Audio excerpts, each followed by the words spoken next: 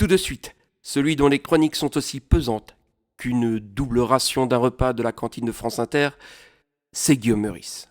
Oui, merci Alex, c'est vrai qu'on a l'estomac lourd en ce moment. Bonjour les pitchouns. Aujourd'hui nous allons parler de ce qui nous concerne tous. Non Charline, je ne parle pas de la recette du vin chaud pour remplacer l'eau du quotidien, ni de la souffrance à l'écoute d'une chronique de Émeric Lompré, je parle des impôts. Les impôts, l'acte citoyen que le sémillant Gabriel Attal a décidé de mettre en avant, en promettant qu'il allait s'occuper des zones grises de l'optimisation fiscale.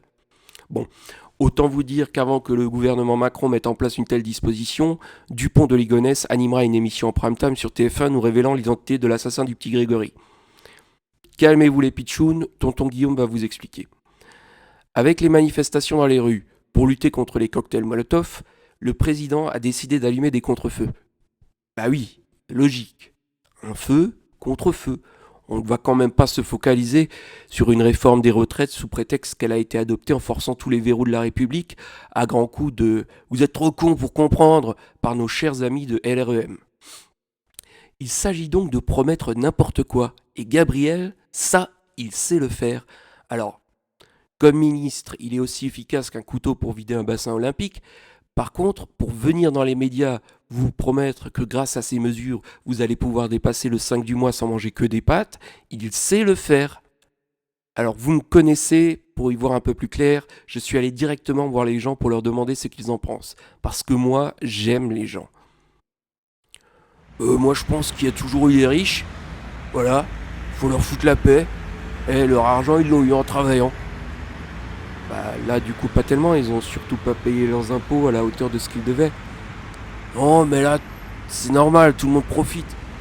C'est pas eux qui fraudent les allocations sociales, le RMI, les écrans plats à la rentrée.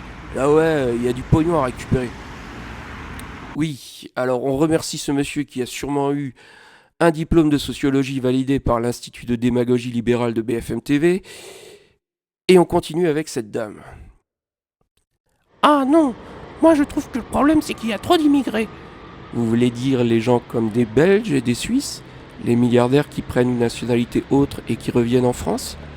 Non monsieur, je parle des Noirs, qui roulent avec leurs grosses voitures, qui valent cher. Bah, ils ont peut-être simplement fait un crédit ou économisé pour se la payer. Oui, oui, oui, oui, oui, oui, oui. Non mais là vous faites le naïf, on sait d'où vient l'argent. Vient d'où alors?